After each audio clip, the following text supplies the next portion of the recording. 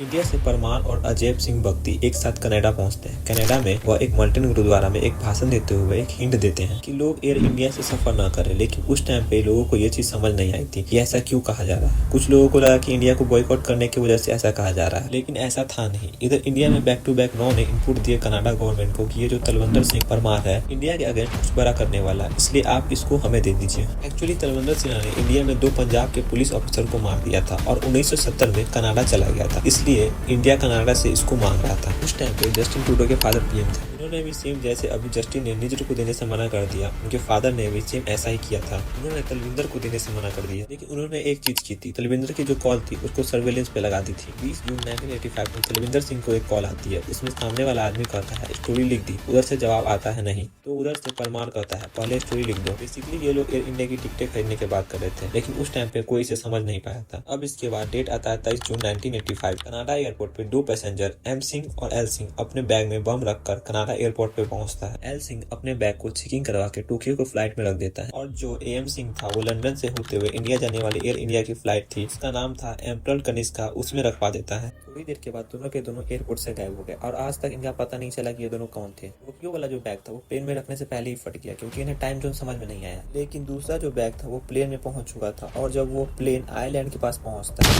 तो बैग फट जाता है। 329 लोगों की जान चली जाती है इसमें। इसके बाद सीबीआई की इंक्वायरी बैठती है, जिसमें बताया गया है कि बब्बर खालसा इंटरनेशनल का काम था, जिसका मास्टरमाइंड था वो था तलविंदर सिंह परमार। इसमें जो बॉम्ब बनाया था वो इंद्रजीत सिंह ने बनाया था। लेकिन हैरान करने की बात यह है, इंद्रजीत सिंह को छोड़ के किसी को भी सजा नहीं हुई थी। तलविंदर सिंह के ऊपर कनाडा से बस $2000 का फाइन लगाया गया था। लेकिन आगे चलकर तलविंदर सिंह 1992 में पाकिस्तान के थ्रू इंडिया पहुंचता है, और उस टाइम पे जो पंजाब के पुलिस थी उसका इनकाउंटर कर देता है। इसके बाद भी ये जो आतंकी फिट थी एक्टिव रहती है। पंजाब के जो सीएम थे बीएन सिंह, इनको पंजाब की सिचुएशन का जिम्मेदार बताकर बब्बर खालसा ने इसको भी मरवा दिया। ये सारी चीज जो मैं आपको बता रहा हूँ उसमें समझिए कि एक एनआरआई सिख जो है उसमें और खालिस्तानी में जमीन आसमान का फर्क है।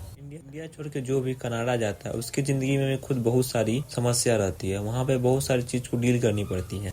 परिवार और देश को छोड़ के जाना आसान नहीं होता। लोग अपने बच्चों को लोन लेके भेजते हैं पढ़ाई करने के लिए, उनके लिए एजुकेशन को मैनेज करना होता है, उन्हें अपना लिविंग एक्सपेंसेस जो होते हैं उन्हें मैनेज करना होता है। उनके पास कहाँ इतना टाइम होता है कि वो एक नए देश की बात करे। और ये जो पूरा मसला है वो एक जनरेशन का है। जो पंजाब के डार्क डेज थे उसमें जाके रेडिकल बन गए थे और कनाडा जाके रहने लगे थे। अब इनकी एज काफी हो गई है, ये लोग बूढ़े हो गए हैं, अब इंडिया में आके ये लोग कुछ नहीं कर सकते हैं। लेकिन इन लोगों का इंडिया गवर्नमेंट के खिलाफ गुस्सा खत्म नहीं हुआ। वे ये बात बार बार इसलिए करते हैं ताकि अगले जनरेशन का ब्रेन वॉश कर सके। खालिस्तानी का मुद्दा इसलिए भी उठता है क्योंकि ये एक जियो पॉलिटिकल मुद्दा है। जो फॉरेन मीडिया है इसलिए इसका टॉपिक उठाती है ताकि इंडिया गवर्नमेंट पे प्रेशर बना रहे। जो आम सिख है जो अपने बच्चों को पैसे जमा करके बाहर भेजते हैं उनको भी ये लोग गद्दार के ताने देते हैं।